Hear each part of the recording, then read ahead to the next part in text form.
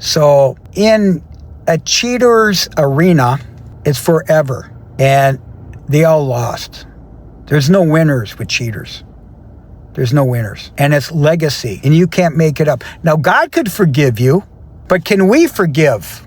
It took me years to forgive, but it was a gift. I think God said to me, in fact, my fourth betrayal, my wife, God gave me the sign and said, okay, talk about karma. This is the time, go out.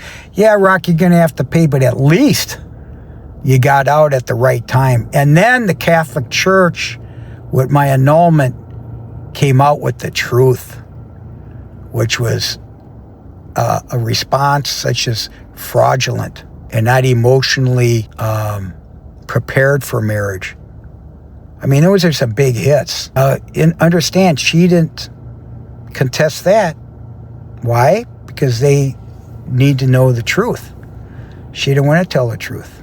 Civil court, you could lie all the time, and the attorneys will drag it on.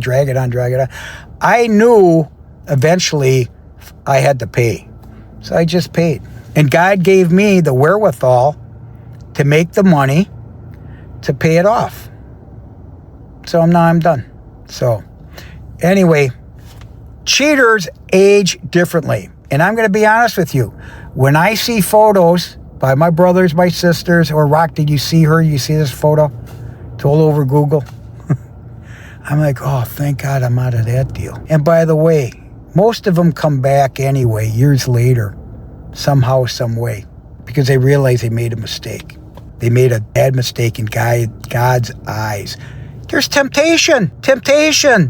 It takes discipline. You got to really focus on the right things. Now, I'm a sinner, no doubt about it, but I'm also trying to share with you, my tribe, my community, that sometimes you got to talk about the truth.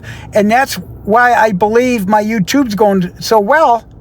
I tell the truth, and I've been there. So I don't feel sorry for this couple. Of course not. But I'll tell you this, guys that are cheating, women that are cheating now, fucking scared the shit out of them. Now, I watched a movie recently on DVD. I went to the library, I get movies sometimes, and sometimes I don't even know what they're about.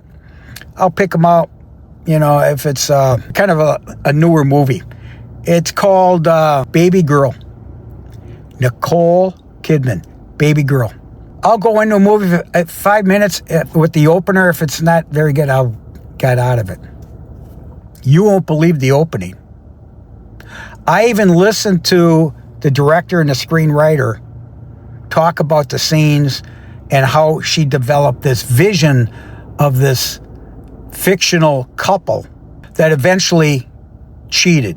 It was so fascinating because this screenwriter, which was a woman and director, came up with this fictional movie. But what I'm saying is, it's real. It's real because I work with people in corporations, public corporations. It happened all the time. And I would see it as a supplier, and I'm like, is this normal? My parents were married 74 years before my mother passed. We never thought about our parents cheating and all this other stuff. And if anybody had a chance, it was definitely my father. And my mother had 11 kids. So something my father would say is, go ahead and leave. Where are you going to go? Who's going to take you with 11 kids? That's my own personal joke. Now, my memoir, They Named You Right, had a lot of betrayal in it. From family, from business, to marriages, to brothers and sisters. And I originally started writing it as a business book because I thought, wow, God, I'm a hell of a businessman. Then I got an advisor involved. He said, no, this is a memoir. This is a memoir. And you know who hates the book? Family members and ex-wife and so on. But I expose the truth. And what happens is people underestimate, like I would tell my 3 kids, you make a decision, there's always a consequence. And you don't know when that consequence is going to hit. And when it hits, either you're going to feel good about it or you're going to fucking despise it. And either you're never going to do it again or you're going to regret it. And that's one thing I didn't want. is regrets. Otherwise, I wouldn't feel this good about being on YouTube. I have a few friends that have told me, Rock, I could never go on YouTube because I'm ashamed of my life. I'm ashamed of what I've done. To me, it would be a great screenplay. Better than Goodfellas or The Godfather or whatever, you know? Partially true with the great fantasy and then fiction. So, you gotta listen to Tom Petty while you listen to this. And believe me, you would not want your daughter or your son to date a cheater. That's why you see a lot of this shit when an older woman is dating a younger man, and the man is going to be the stepdad. He's going to be better than the biological father.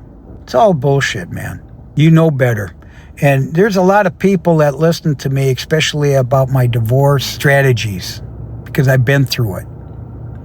But now that cheaters are out there and everybody's talking about cheaters, and everyone's talking about everybody else and throwing stones and bricks, that's their shit, man. But I'll tell you this, it's never going to go away. Divorce is nothing. It's all money. It's all money. And are they going to survive? Sure. Sure. Emotional, will they? Will this affect them? I think it's best to just settle up. Here's the assets. Do what you have to do. Make it okay. And then go to therapy. Your career is done. Whatever you're doing. You're going to become an author now and a screenplay writer. And you're going to be paying for sex. Who's going to trust you? Come on, you know? What about the organization that is embarrassed by this shit? They had to get a crisis management PR firm. They have to look for some. Who wants to work for that fucking operation? How do we know that they did not know about it or they allowed it? They just picked up this woman, not even a year ago. Why did they do their due diligence that they were fucking around even before that? That's what I'm talking about. Do a background check like you would get background check if you're going to go work for UPS or USPS or a private job. What about drugs? What do you call it? Random drug tests. Background check. And if you're really serious and loving somebody, spend some time on it and do a background check on the family. You don't know what the fuck happened. Let's talk about body count. What's the body count on these people in public? And they got other workers, their peers, laughing. And they know what's going on. Why? They might get promoted. I'll be surprised if they didn't all get cut. And you got to remember, there's golden parachutes with these people because they have contracts. At that level, they have a breach of contract. It could be ethics, morals, but it's the image of the company. If I was the competition, I'd be really looking at that and saying, God, here we got an opportunity here. It's called crisis management. I don't care how good their products are. At the end of the day, it's about ethics and doing the right thing for the long term, not the short term. So I want to know, you ask yourself, would you date yourself knowing that you were a cheater in your lifetime? Because it's going to come out somehow, some way. Because somebody's going to know somebody that's known somebody. But these people got public done. And it's costing millions of dollars to try to figure this out on the behalf of that guy and that woman. Oh my God. I'm a business guy. I may consider selling at its high right now. If I was an insider, it's privately held, but fuck, get out, man. Who wants to be associated with that type of reputation? It's not over. It's just begun. And we know this happens in politics and in corporations. How many CEOs were fucking the administration people? Come on. Come on. Google that stuff. Look at Bezos. Look at Gates. It's all public shit, man.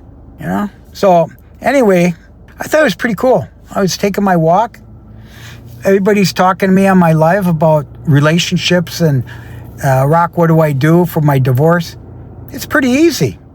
Think for yourself. Be careful dating. Be careful who you're being introduced to. You don't know if these people are psycho.